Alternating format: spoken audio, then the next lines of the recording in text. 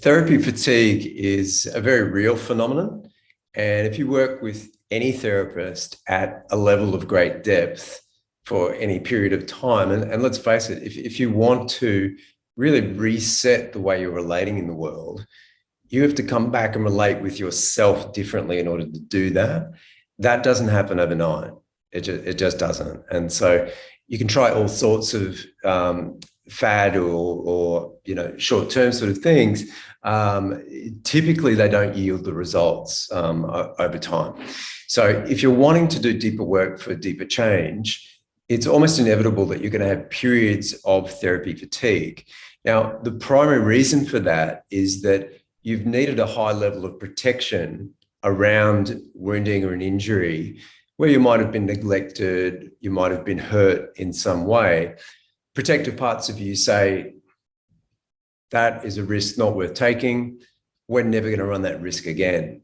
And so it takes quite a bit of demonstration and proof and evidence of getting to know those protective parts, showing them the respect they deserve before they'll loosen up and give you the respect that you deserve and allow you to start leading your life a little more fully.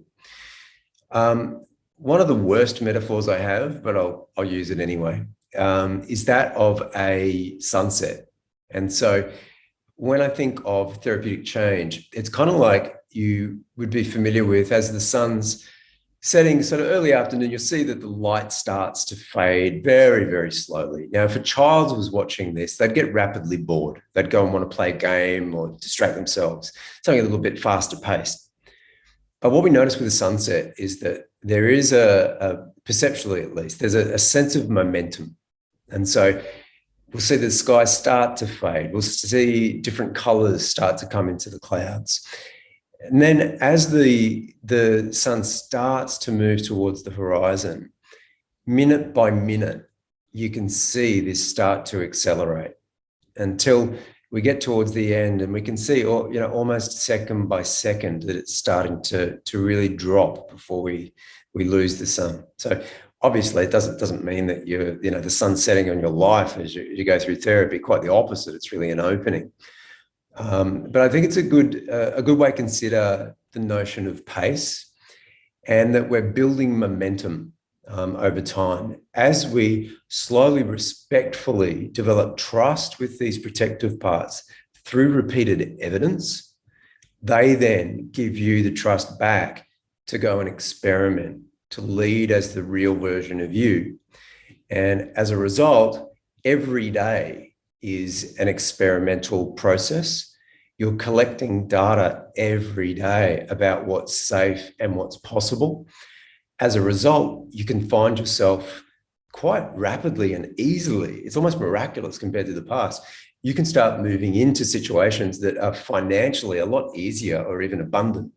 You could find yourself moving into relationships or deeper sexual connections that just seem to come from nowhere.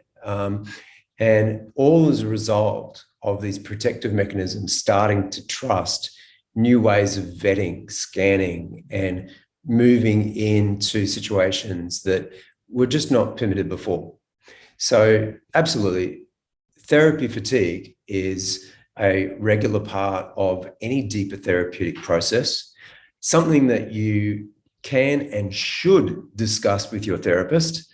Any mature therapist is not going to take that personally, but it's going to explore your experience of any of the minor disappointments. This is part of your growth too, is that you're not there to protect other people, but you're actually expressing just the truth of where you are. And sometimes it might just be disappointment in the pace of what's going on. And the other part is that you've got other needs that are still simply not being met. So we're not measuring progress in therapy by just the fact that we feel better. We're wanting to see that there are new relational capacities that didn't exist before, usually as a function of starting to feel safer and that experimental process. So therapy fatigue is definitely real, something that you can anticipate if you're really dedicated to doing deeper work, something you should discuss with your therapist. But what you're likely to find is over time, as there's more trust, that there'll be less intensive reactivity It'll be more calm, more creativity as a result of those experiments. That's when you start to see really very clear evidence that you're making progress. And there's really nothing more satisfying than that when you see a natural string of lifetime firsts. Then you know that this is beyond chance. And at that stage, you are really on board with the pace because, patience has paid off and you're really starting to see some concrete results.